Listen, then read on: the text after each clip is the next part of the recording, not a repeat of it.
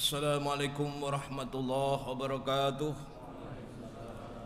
Allahu akbar, Allahu akbar, Allahu akbar, Allahu akbar, Allahu akbar, Allahu akbar, Allahu akbar, Allahu akbar, Allahu akbar, Allahu akbar kabira walhamdulillahi katsira wa subhanallahi bukratan wa asila.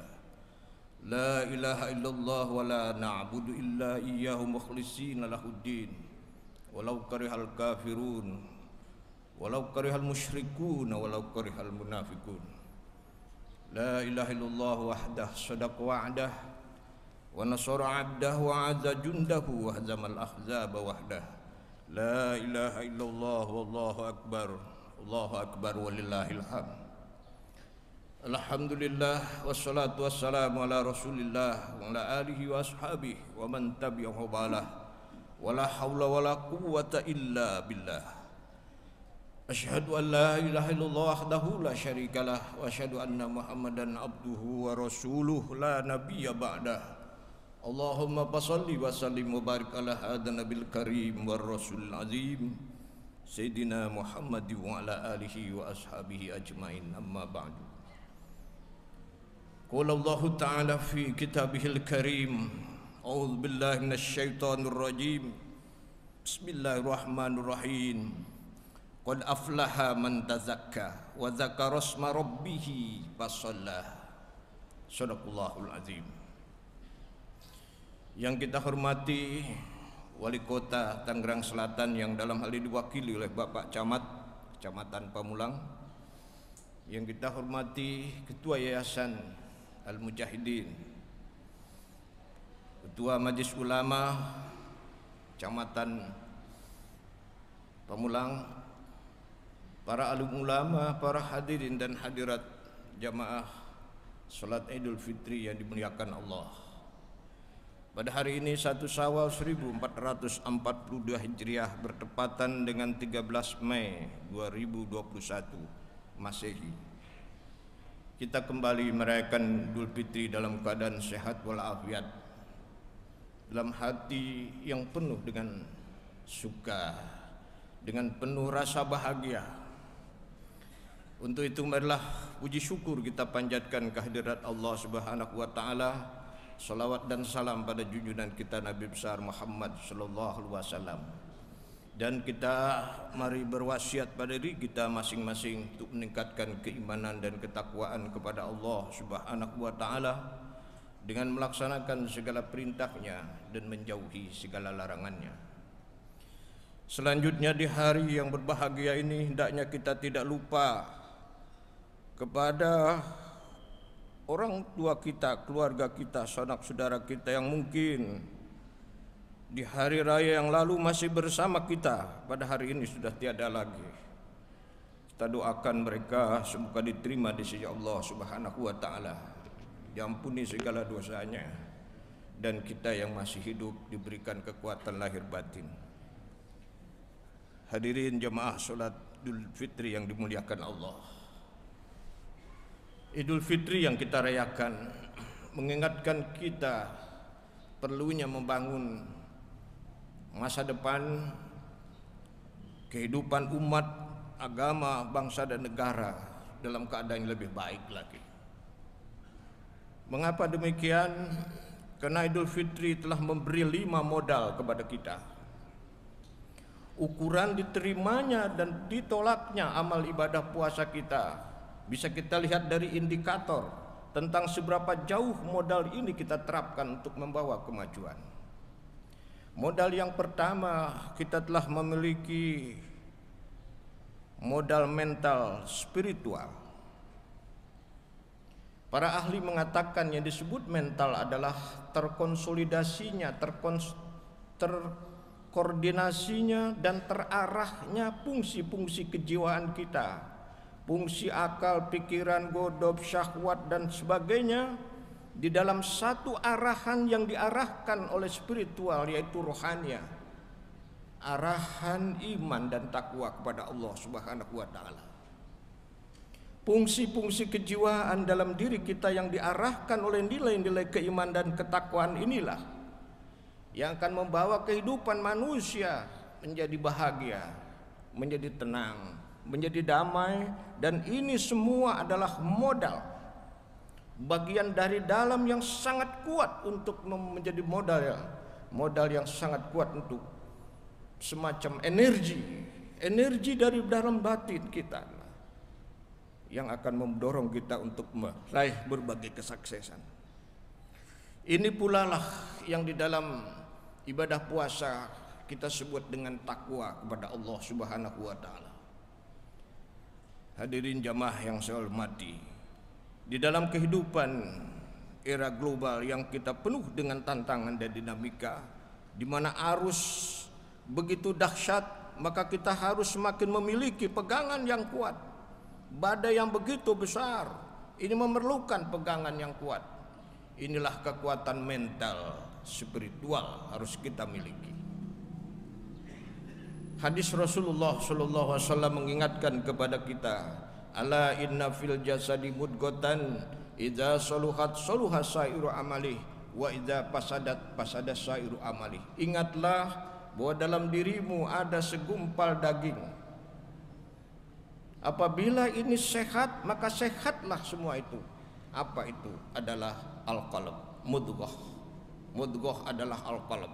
Di dalam Al-Quran juga dinyatakan bahwa mereka yang akan bahagia menghadap Allah Subhanahu wa taala, yauma la yanfa'u malun wala banun illa man atallah biqalbin salim.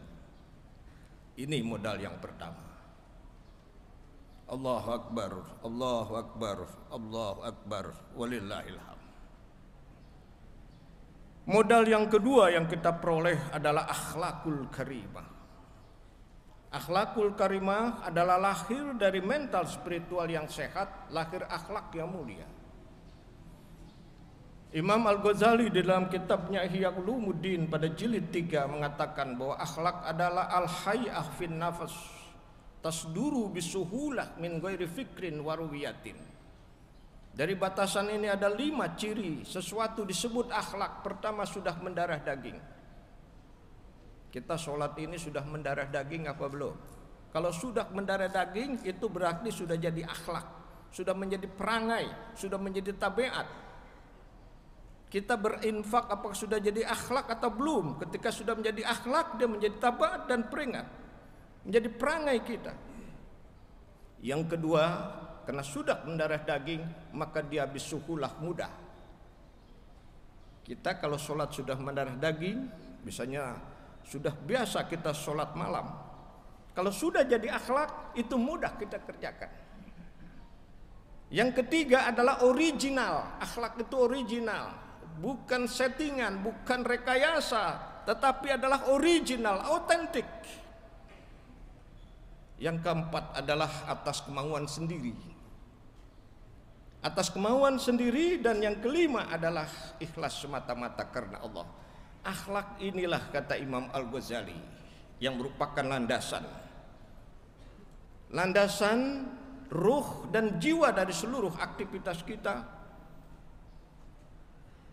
Dan dari akhlak inilah akan timbul suatu kehidupan di mana manusia merasa nyaman antara satu dan lainnya. Ibadah puasa yang kita kerjakan telah melatih kita untuk memiliki itu.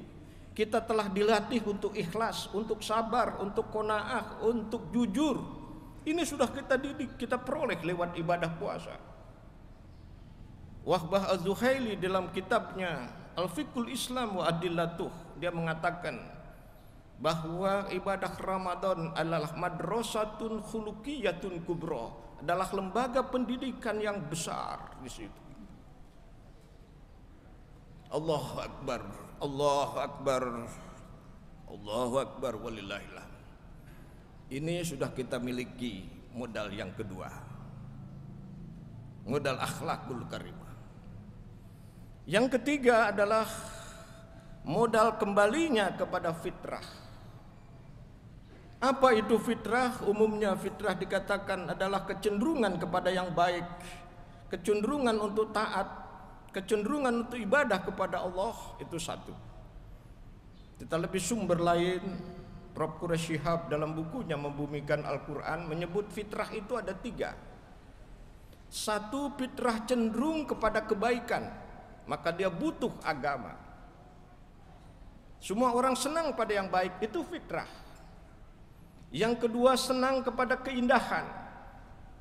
Semua orang butuh pada indah. Mengaji pakai lagu indah, azan pakai lagu indah, masjid pakai seni indah, semua pakai ini adalah indah. Yang ketiga adalah fitrah, keingintahuan yang disebut dengan curiosity. Dengan rasa ingin tahu, maka orang selalu belajar. Dengan belajar dia menghasilkan temuan di bidang ilmu, pengetahuan, peradaban dan kebudayaan. Maka dengan fitrah kebaikan orang akan menjadi lurus, menjadi benar. Dengan fitrah keindahan hidup akan menjadi indah, nyaman. Dan dengan fitrah keingintahuan maka hidup menjadi maju. 3 ini sudah kita raih. Maka kita disebut hari sekarang ini adalah Idul Fitri. Kembali kepada fitrah. Mana kembali kepada fitrah selain kepada makan? Ya, seperti biasa, karena fitrah yang dikata futur, fataro futur, breakfast. Ya, selain makna yang sifatnya konsumtif, tapi yang lebih dalam adalah kembali kepada fitrah. Modal fitrah inilah telah kita raih, dan oleh sebab itulah ini harus kita pelihara terus, kita jaga. Kesucian ini kita jaga. Oleh sebab itulah di hari raya yang berbahagia ini jangan kita kotori fitrah yang kita sudah usahakan ini. Karena itu jangan Idul Fitri dikotori dengan hal-hal kemunkaran misalnya. Silahkan mengenakan pakaian baru, pakaian yang bagus silahkan.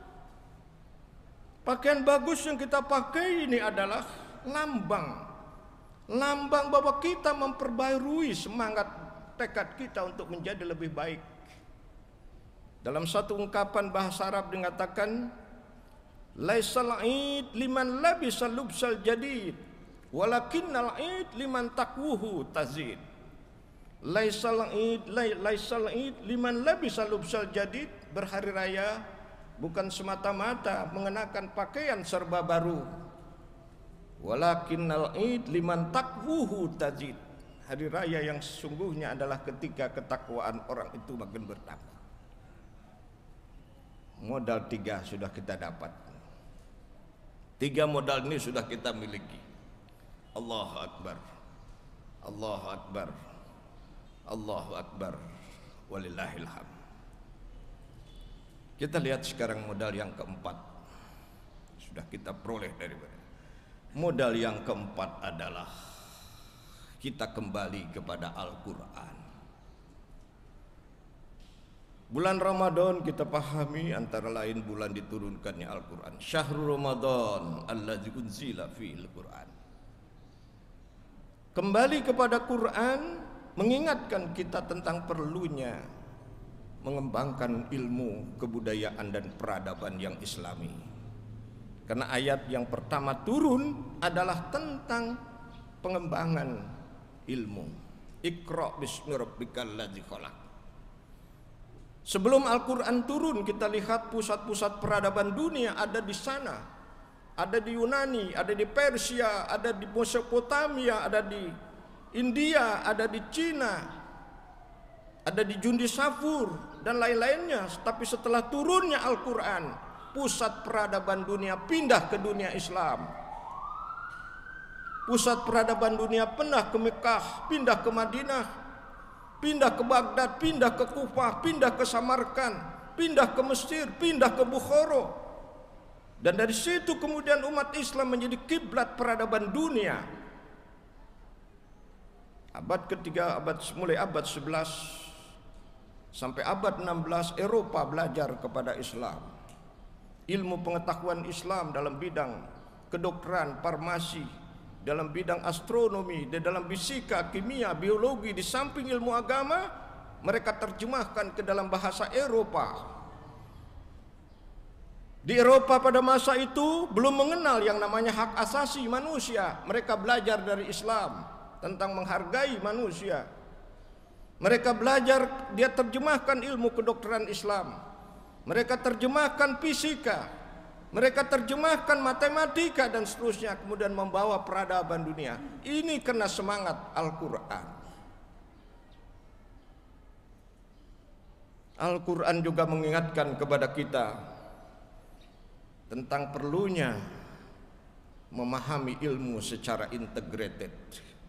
Ada 5 klaster ilmu. Ada ilmu agama, wahyu. Ada ilmu alam, sumbernya adalah fenomena alam. Ada ilmu sosial, sumbernya perilaku manusia. Ada filsafat, sumbernya akal. Dan ada ilmu makrifat, sumbernya hati. 5 macam ilmu ini ayat Allah semuanya. Dan ini pernah dicapai oleh seorang ilmuwan kelas dunia, yaitu Ibnu Sina. Oleh sebab itu UNESCO menjadikan Ibnu Sina sebagai master tertinggi di bidang ilmu, karena dia menguasai 5 macam ilmu. Ini semua adalah ajaran Al-Quran. Dunia Islam pernah mencapai kejayaan pada 5 ini di zaman klasik, tapi kemudian di zaman pertengahan kita pincang. Kita hanya ilmu agama saja, hanya fikih dan tasawuf saja.